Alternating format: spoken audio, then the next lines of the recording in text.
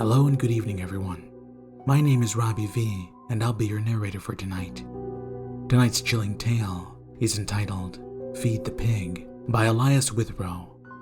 So sit back, relax, and enjoy.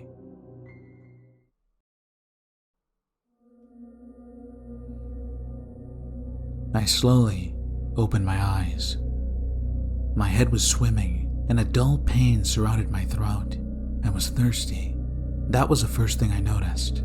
I licked my dry lips as my surroundings faded into focus. My body ached, and I realized it was because I was tightly bound to a metal chair in the middle of an empty room. The barren concrete walls were stained and dirty. The floor beneath my feet was cold and slightly wet. A single bulb lit the room, dangling from the ceiling by a string. It cast moving shadows, and I blinked back the darkness. An open door stood before me, but I couldn't see anything but the wall of a hallway. I tried to clear my head, tried to remember how I got here. I squeezed my eyes shut and forced myself not to panic. I slowed my breathing and focused my thoughts, desperately trying to summon some recollection of why I was here. I couldn't remember anything. I opened my eyes and exhaled, my parched throat throbbing. I could hear sound echoing off the hallway walls outside the door. Screaming, clanging, howling, all very distant, but that did nothing to help calm my nerves. "Hello?" I cried, the word tearing at my vocal cords. I felt my chest hitch in pain, but I cleared my throat and yelled again. "Is anyone out there? Hello?" The dark hallway remained silent, except for the constant echoes. I shut my mouth and tried to wriggle free from my bindings, but the rope was knotted impossibly tight. I fought back against my imagination as it flooded my mind with horrific scenarios of what awaited me. If only I could remember. Suddenly, footsteps erupted from outside the door, a rapid patter of small feet. My hopes rose, and I trained my attention to the door, praying it was help.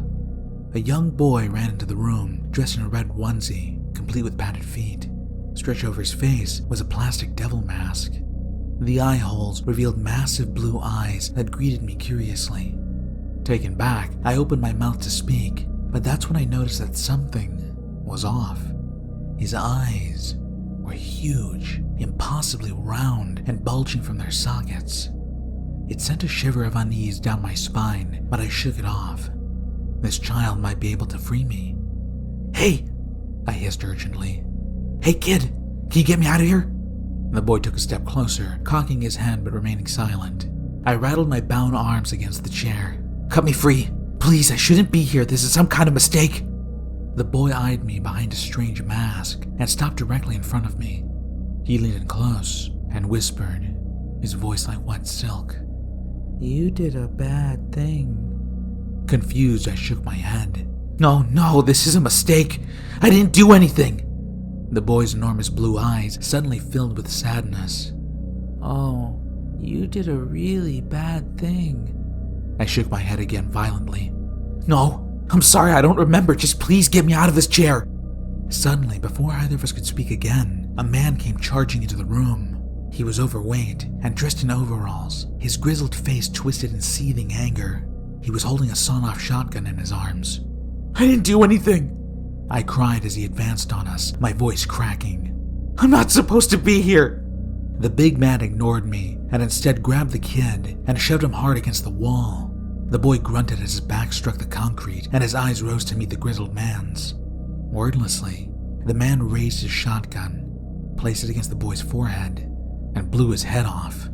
Chunks of gore splattered the wall as shock slugged me in the stomach like an iron fist. My ears rang, and time seemed to slow as I watched in horror as the headless body crumpled to the ground. My breath rushed back into my lungs, and time seemed to readjust. "Jesus fucking Christ!" I screamed, straining against the ropes, my eyes bulging in horrific shock. "What the fuck?" The man ignored my screams as he bent down and picked up the boy. He slung the ruined corpse over his shoulder and walked out of the doorway. Suddenly, the hallway erupted with malicious laughter. A chorus of voices, all howling in glee. I shut my eyes, the noise deafening, as absolute terror filled my every pore. After a few moments, the laughter faded, and I cautiously opened my eyes, unable to believe what I had just witnessed. Hello? I jumped as I realized there was another man standing before me. He was dressed in a simple white button-down shirt and jeans. His brown hair was cut short, and he appeared to be in his early 30s. His green eyes were dull and lifeless, his full lips pulled down at the corners. "What's going on? Where am I?" I cried, new fear pulling in my stomach like hot blood. The man crossed his arms. "So, you're the new one, huh?" He shook his head. "You people disgust me." Questions bubbled on my lips, but he waved them off with a sharp chop of his hand, slicing the air and demanding my silence. He ran his tongue over his teeth, sneering. "You look like you've already seen some of the horrors this place holds, huh?" "Yeah, I can tell by the look in your eyes. You're terrified. You've seen something, haven't you? It doesn't seem all that bad now, does it? Looking back, you've been here 5 minutes, and you're already shitting your pants." "Where am I?" I gasped, unable to hold back any longer. "What do you people want?" The man crossed his arms behind his back. "I bet you want to get out of here, don't you? I bet you'd like to go back to your home, your family, everything." "Please," I interrupted. "Whatever I did to you, I'm sorry. I really am, but I don't remember." The man rolled his eyes. "You didn't do anything to me. You did it to yourself. You really don't remember anything?" I shook my head and felt tears brimming in my eyes. Liquid fear. The man looked at me with contempt. "You waited until your wife left for work. And then you went out to the woodshed and hung yourself. You're dead." The recent memory rose in my mind like a monster from a bog. My eyes went wide. As much as I wanted to deny it, he was right. I had killed myself. The incident tore through my brain like a bullet train and left me reeling. "I'm Danny, by the way," the man said, ignoring the shocked look on my face. "And I'm number 2 around here. I run the orientation process. I want to make this quick because I'm tired of repeating this fucking thing to you pathetic suicidals. You get one question before I begin." He stared down at me, and I scrambled to organize my thoughts into something cohesive. This was all horrifying. Why had I killed myself? I fought against the fog and panic, and the mist of confusion slowly began to lift. I had lost my job. Yes, that was the start. I squeezed my eyes shut and forced more of the memory to emerge. I had lost my job, and I was about to lose the house. My wife, Tess, she found out and was going to leave me. I didn't have any way out, didn't have any options. Getting fired came out of the blue, and I didn't have much in savings.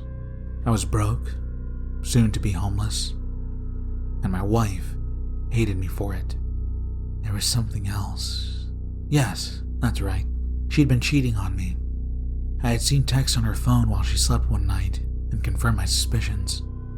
My life had degraded to shit, and I had run out of options. Humiliated and ashamed, I decided death was my only option. "Hey, fucker, do you have a question or not?" Danny said, snapping his fingers in front of my face. I was sucked back into reality, and I asked the only question that mattered. "Is this hell?" Danny snorted. "That's always what you people ask." He began to pace back and forth in front of me. "No, this is not hell. It's not heaven either. This is a black farm. And no, I didn't name it that. This is where God sends the souls who have ended their own life. Suicidals. You see, he doesn't really know what to do with you, and neither does the devil. There are generally good people who kill themselves. Seems cruel to banish them to hell for all eternity for a moment of weakness, right? Personally, I think God and the devil were just tired of arguing about it, and so they send them here, to the black farm." "Did God create this place?" I asked, growing more and more confused. Danny spit on the floor, chuckling. "Sure, at some point, but he lost control of it when he put the pig in charge." "What's the pig?" I asked, unsure if I wanted to know the answer. Danny held up a hand, annoyed. "Can I fucking finish? God created this place eons ago, put the pig in charge, and then forgot about it for a while. Well, when his back was turned, the pig decided to use his new powers to try and create his own little world. This mess you see around you is the fractured remains of that experiment. The black farm used to be a lot nicer, but the pig wanted things to be different. He wanted to create his own version. These people you see, these monsters, they are the pig's attempts at creating functioning life. Instead of mirroring God's earth, these mutated horrible creatures are full of sin and hatred. They run rampant here, unabashed. This place is chaos. The black farm is a circus of freaks and monsters, and it's your eternity. Fear boiled in my gut like thick oil. No, this can't be my end. I didn't believe in stuff like this. This wasn't real. I would wake up soon and realize I was just having a nightmare. That had to be it. Danny stood before me and lightly slapped my face. Hey, don't go into hysterics on me. I haven't finished yet. I raised my teary eyes to meet his. Danny smiled. You can always feed the pig. My breath pushed from my lungs like burning steam. What does that mean? Danny spread his hands, still smiling. It's as simple as that. Feed the pig. If you do so, there's a chance he'll send you back to your life. And what happens if it doesn't? I bumbled. You get sent to hell. So flip a coin if you have one. Stay here with us or feed the pig. If you choose to stay, I'll let you go. I'll let you go out there, he said, pointing towards the door. But let me assure you, what awaits at the end of that hallway? Well, let's just say hell isn't that much worse. I swallowed hard, trying my best to digest everything. Why wouldn't I try to feed the pig? Whatever that meant. If there was even a sliver of hope, I would take it. An eternity in this place, the black farm, be sent to hell, or feed the pig? I would do anything for a chance to go back. This nightmare made my problem seem nothing in comparison. Danny raised his hand before I could speak. I'll let you think on it for a while. I'll be back later. I want to feed the pig, I cried, not wanting to spend another second in this awful room. I could hear a woman screaming down the hallway, her cries rising as something meaty pounded into her. My breath came in sharp pulls, and my throat burned. Danny noticed the noise and grinned. Sounds pretty bad, huh? He said softly as the woman's voice creaked with agony. Something was slamming into her, the sound of beaten flesh igniting my imagination with horrors. Please, I gasped breathlessly. Just let me feed the pig. I don't want to stay here any longer. Danny turned away from me. I'll be back later. Enjoy your time alone. Really think about your situation. Weigh your options. And remember, you put yourself here. And with that, he was gone, leaving me in the dim room. Tears streamed down my face. The woman didn't stop screaming for hours. At some point, I fell into a semi-sleep. The darkness in the room seemed to press in on me, and my eyes fluttered shut. My body ached, and my throat was a halo of fire. Thirst racked at my windpipe. Like sharp glass, my lips felt like crumpled paper. My head thundered like a drum. The room swam in and out of focus, and my mind drifted toward the horrific sounds that never ended. I was lost in a haze, unaware that something was sliding into the room, until I felt a sharp prick on my big toe. I jolted out of my daze as my bare foot ignited with pain. I screamed and tried to move, but my boundings held me tight. The room rushed back into focus, and I blinked in agony as I felt blood trickle between my toes. I looked down for the source of pain, and I felt a scream crawl up my throat. Staring up at me was an armless man. He slithered on the floor like a worm, his bald head scabbed and filthy. His legs were wrapped together in barbed wire, forcing him to wriggle his body to move. His eyes were lidless and wide, two bloodshot white orbs that stared up at me with a hungry intensity. His teeth had been removed and replaced with long screws, which jutted from his bleeding gums like a broken rock formation. Around his neck was a chain leash, which I followed across the floor to the open door. The end of the leash was held by a tall, naked man. His body was hairless and flabby, covered in similar scabs like his pet. A dirty bag was pulled over his head that hid his features except for a single red eye that peeked out at me from a crude cut in the cloth. He stared at me and groped his engorged penis, his breath heavy and labored.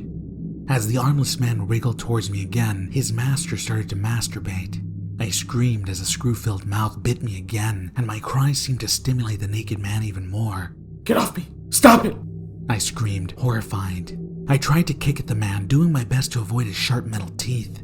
I brought my heel down on his head, and he screamed as his face bounced off the floor. A moan of pleasure escaped the bagman's mouth, and I turned away as a mist of black sprayed onto the floor.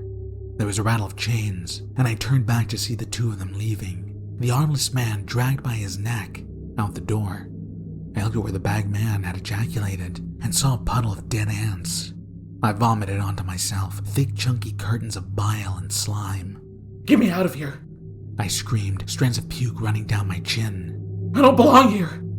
I listened to the two men retreat down the hallway, the clank of chains accompanied by the sound of flesh being dragged across the concrete. I screamed again, but no one was going to help me. I spit a wad of phlegm and bile onto the floor, ridding my mouth of its sourness. I forced myself to calm down.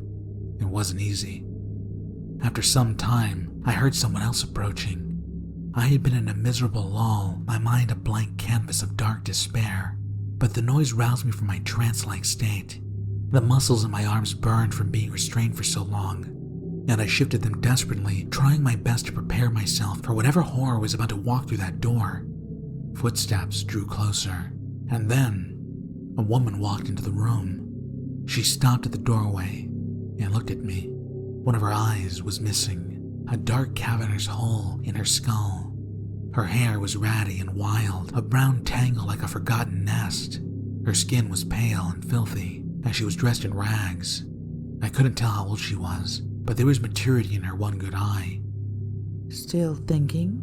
she asked, her voice coarse and brittle. "What?" She took a step closer. "Are you still deciding whether you're going to feed the pig or not?" I looked at her cautiously. "Yeah, I am. Who are you? What do you want?" "I was once where you are now," she said, "trying to decide my fate.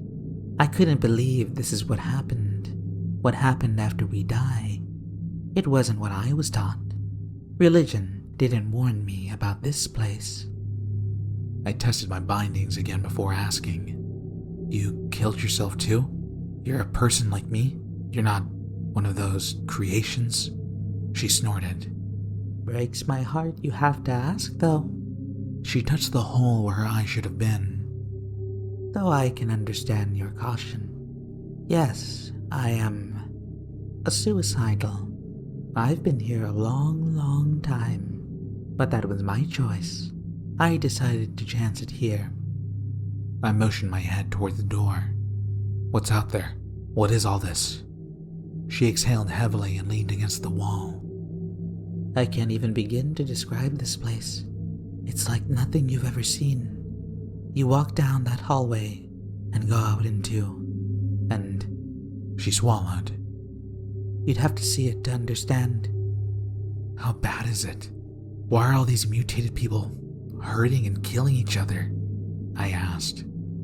She let her head loll back against the wall.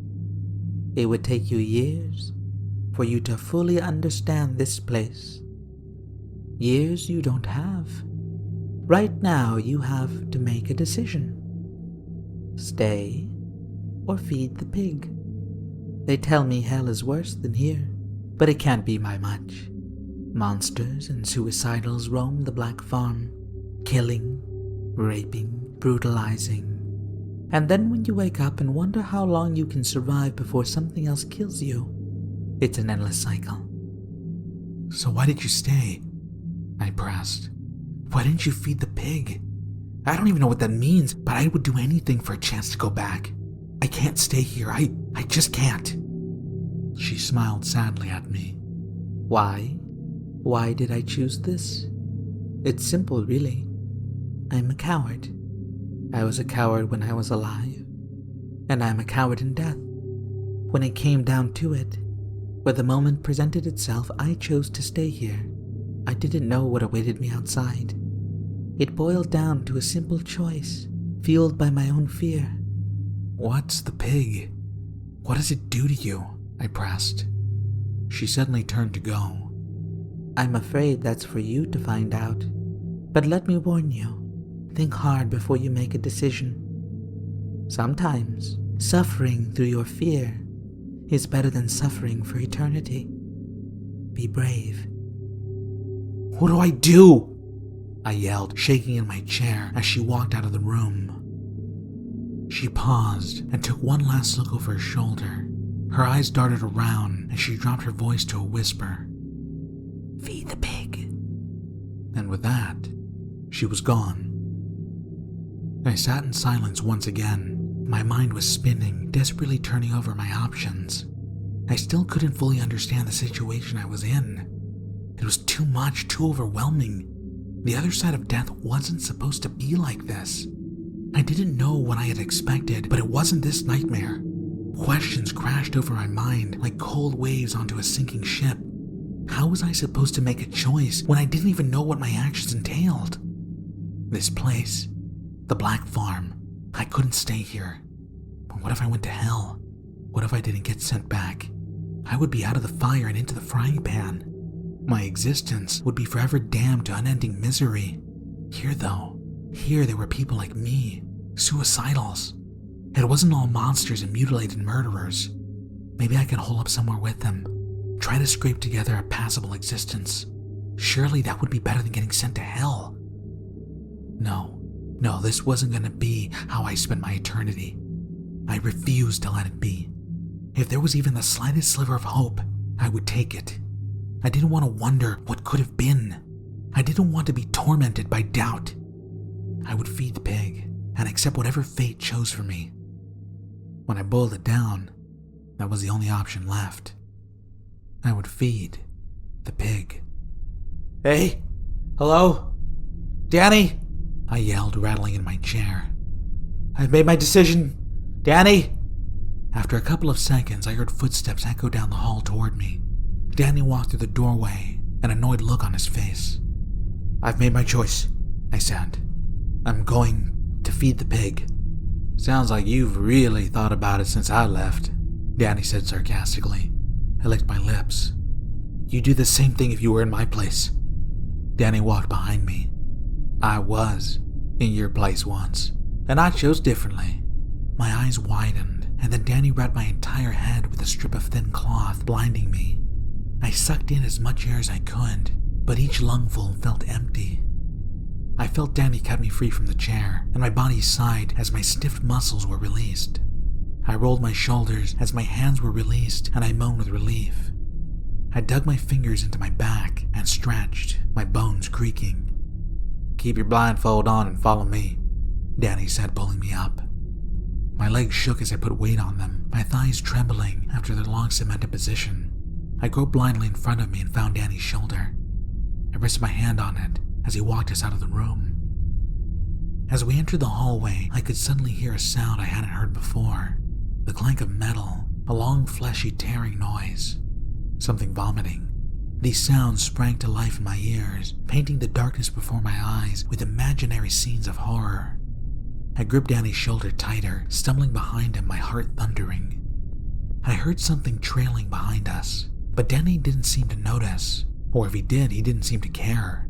Flesh slapped the concrete mere inches behind me, and I suddenly felt hot breath on my neck and the click of a wet tongue against gums. My breathing became even more labored as fear choked me. Gonna feed the pig, are you? Something whispered in my ear. I felt something press against the back of my head and tried not to think about what it might be. It was wet and slimy, and I heard the thing chuckle. He's a hungry piggy. You make sure he gets his meal now. The thing whispered again, its voice low and unlike anything I'd ever heard before. It was like a series of grunts and moans jumbled together to form broken words.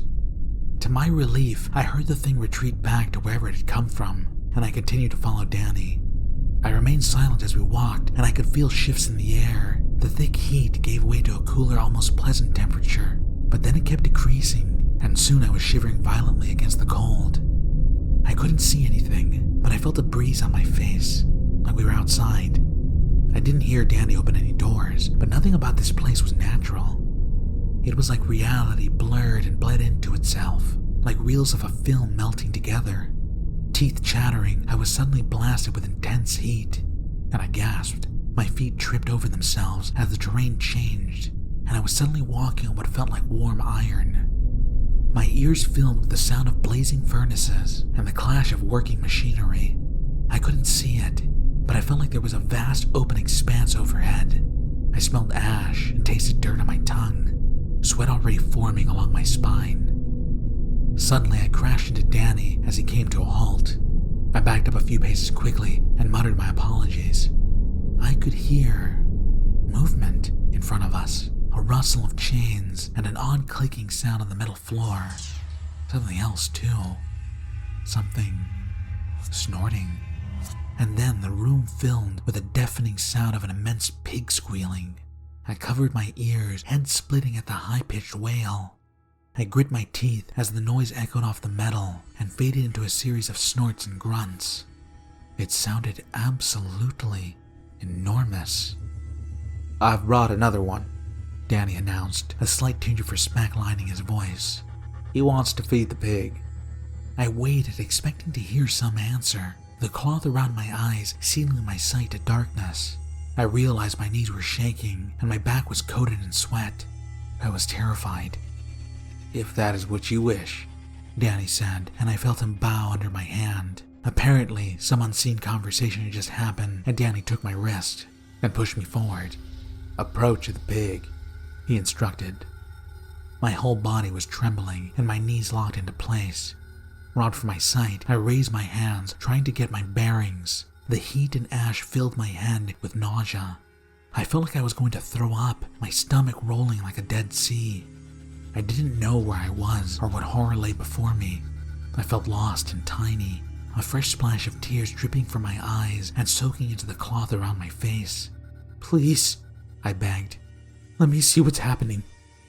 Danny was suddenly behind me, pushing me forward. He guided my hands towards something as we stopped together in unison. Even with the cloth around my face, I could see a giant mass of towering darkness before me. It was a spot of black on an already darkened canvas. As we walked forward, I was suddenly assaulted by a horrendous smell, and I gagged, turning away. Danny's grip tightened and forced me to continue. I could sense something just in front of me, a living, shifting mass of flesh. The smell increased to a wretched level, and I gagged again. Then hot air was being blown on my face, a blast of heat that came in repeated short bursts. I vomited into my cloth, the source of the smell stemming from the hot air. I choked as the bile gushed over the fabric, soaking it and momentarily cutting off my oxygen. Danny slapped my hands away, and I took a few seconds to steady my breathing again. I was openly crying now, fear and misery collapsing my willpower. The wet cloth stunk as I sucked in soggy breaths. My own stomach acid coated my skin, and I begged for all this to be over. And then, something squealed directly in front of me. I felt my bladder go. I was standing before the pig. It was a source of the darkness in my obscured vision, a fat titanic creature that filled my senses with every breath it blew into my face. Danny raised my hands, and suddenly, I was touching the pig's snout. I recoiled immediately, but Danny forced my hands back. Its fur was stiff and brittle, and as my shaking hands explored up its nose, the size of the animal became clear to me. It was gigantic, and had to weigh over a ton. Its flesh wiggled under my sweating hands, and it opened its mouth slightly. My fingers curled around teeth the size of kitchen knives, and I realized its mouth was absolutely cavernous. The pig squealed again, and I heard its hooves clack against the ground. It sounded like thunder rolling across an open field in the middle of summer. "Take this blindfold off, please," I begged, my legs turning to jelly. Danny had taken a few steps back, and I heard reverence in his voice. "You don't want to do that." I jumped as the pig nudged me with its nose, the wet circle of flesh squishing against the length of my face. I shuddered away, raising my hands and emitting a cry of fear.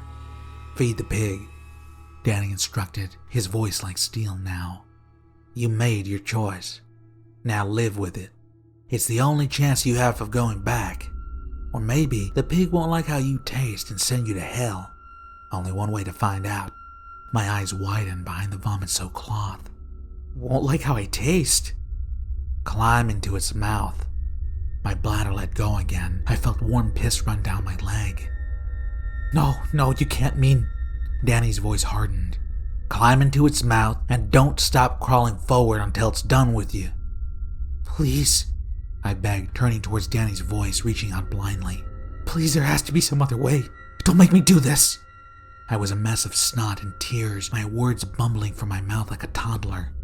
Danny stepped forward and spun me back to face the pig. Do it. You made your choice. It'll all be over soon. This is your only chance. I could feel the pig breathing on my face, its snout mere inches from mine. The smell and heat it emitted made me want to vomit again, but I held it back. This was insane. This wasn't happening. My mind spun and twisted in chaos and fear. There had to be some other way. I couldn't do this. I could not do this. Suddenly, I remember the words of the woman. Sometimes suffering through your fear is better than suffering for eternity. Be brave. This was my only chance to get back to the world of the living. I had made such a terrible mistake in killing myself. If I could go back and change my life, I wouldn't have to spend eternity here. I could change my ways, ensure a spot somewhere else, somewhere away from the pig. But what if it decided to send me to hell? How much more suffering could I endure? I had to take a chance. Please, God, I whispered, taking a step forward. If you can hear me, please have mercy on me. My shaking hands reached out for the pig, and I grasped its fur. I felt it slowly lower its head and open its mouth. It was waiting for me, its thick, hot breath stinking in my nostrils. This was it, no turning back now.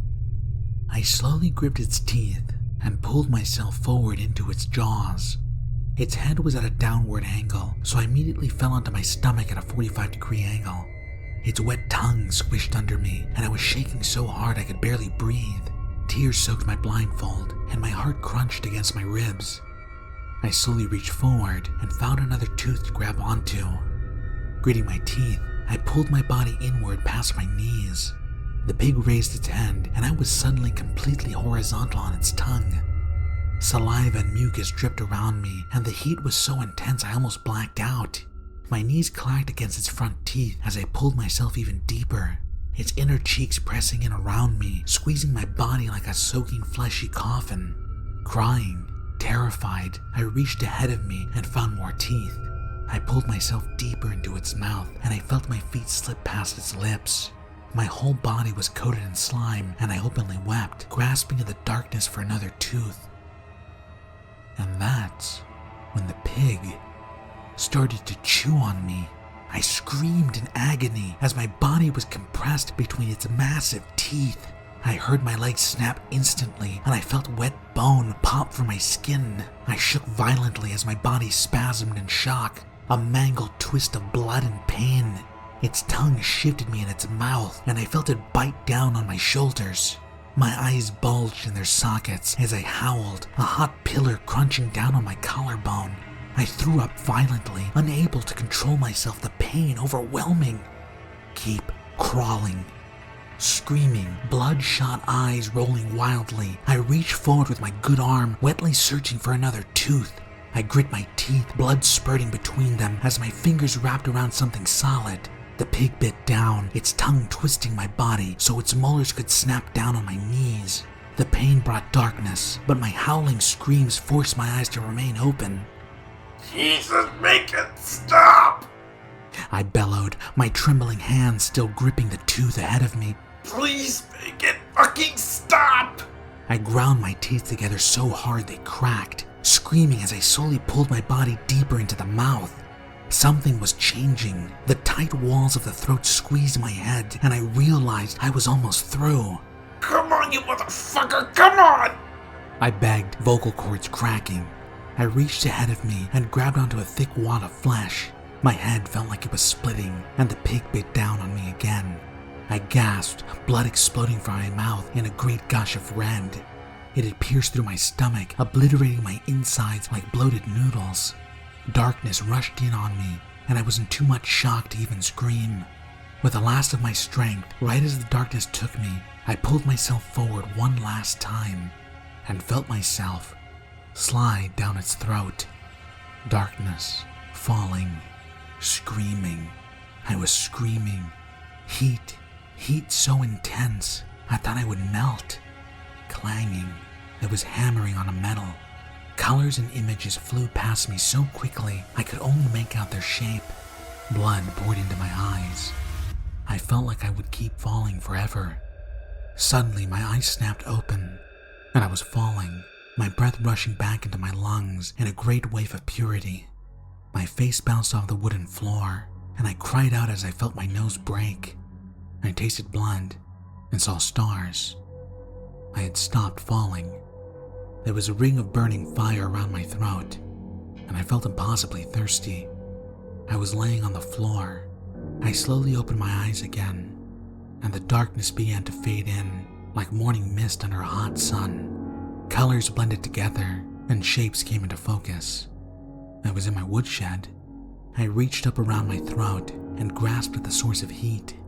It was a rope I had hung myself with. But now, it was severed, releasing me from the grip of death. Relief rolled over me in overwhelming waves of thanks. I curled up on the floor and sobbed, tears dripping down from my eyes onto the dirty floor. My body shook, unbroken, as I wept, wet hoarse cries rising from my quivering lips. I had been spared.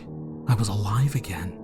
From on my spot on the floor, I turned my eyes upwards, my voice cracking. "Thank you, God. Oh, thank you." I fell into another fit of uncontrollable sobbing. "I promise I won't waste my life again. I promise. I'll make things right. I'll fix everything." I don't know how long it was before I got up. Time seemed to stretch for eternity. My mind refused to rebuild the horrors of what I had just witnessed crushing me, but I knew I would do everything I could to make the most out of my life. I was going to live every day to the fullest. I would devote myself to helping others in dark times. I would reach out to as many suicidals as I could and try to save them from what awaited on the other side. I didn't want anyone else to have to witness the horrors of suicide. I didn't want anyone else to have to feed the pig.